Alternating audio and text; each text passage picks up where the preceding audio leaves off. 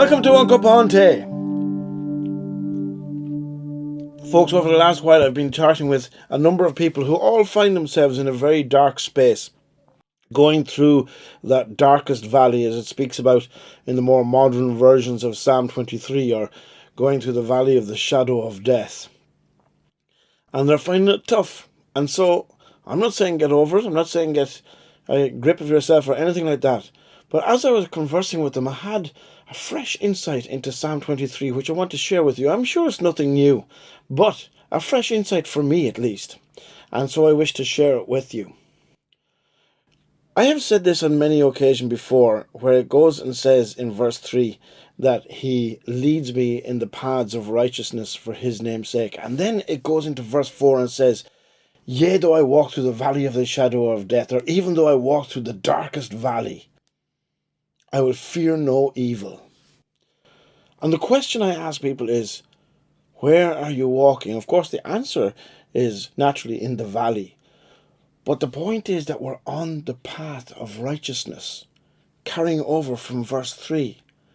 The Lord leads me on the path of righteousness, even though it is bringing me through the valley of the shadow of death.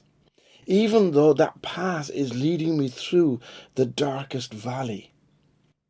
And when I was having a chat with a friend, we were having a cuppa, I went and I said, why is it that we're always trying to change the valley? Why is it that we're always trying to change the circumstance rather than rest in the knowledge that God is with us? Rather than rest in the knowledge that I have no need to fear of the evil. Rather than rest in the knowledge that his rod and staff, they comfort me. I am in the presence of the one who will never leave me nor forsake me. I am walking with the God of comfort. I am in the presence of the God of peace. And though the circumstances are what they are, I still am walking in the path of righteousness. So today, I just want to encourage you. Whatever you may find yourself in, one person went and said that of storms, that as people, we've either just come through a storm, we're going through a storm, or we will go through a storm. That's the way life is. Or we could put it, that we're going through a dark valley, we've come through a dark valley, or we may end up going through a dark valley. But recognize the company. Recognize whose presence that we're in. Recognize the comfort that we have. Recognize that we do not need to fear any evil. We don't need to be anxious. We do not need to be worried, because we are with the Good Shepherd.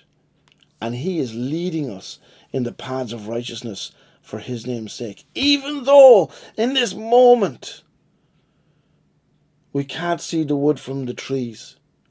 Even though we may not be able to feel the closeness of God. It isn't about feeling, it's about knowing. He is with me. My sheep know me, and I know them. My sheep know my voice. And so in that place, listen to what God is saying to us today. I am with you. I will never leave you nor forsake you. You're in my presence. I am your comfort. I am your peace. And I am here for you today. That's what God is saying through those verses in Psalm 23. So that's just a note of encouragement. If you are one who is in the darkest valley right now, if you're one who may be going into the darkest valley right now, and if you're one who's come out of it, rejoice that you've seen through to the other side. But we all will. That's the point. This too shall pass. Be encouraged. I hope you enjoyed this on cupán. God bless you.